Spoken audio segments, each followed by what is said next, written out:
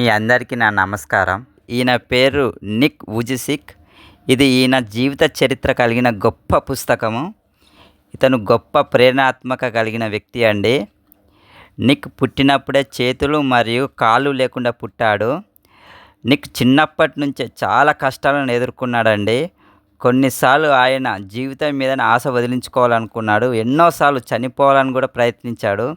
కానీ ఒక్కరోజు తనలోని ధైర్యాన్ని ఆయన గుర్తించాడు. అయితే ఫస్ట్ నిక్ చదువు పూర్తి చేసి ప్రపంచం మొత్తం తిరిగి మోటివేషన్ స్పీచ్లు ఇవ్వడం ప్రారంభించాడు. ఈరోజు ఆయన చూసి చాలామంది, కొన్ని లక్షల మంది వారి జీవితాలను మార్చుకున్నారు.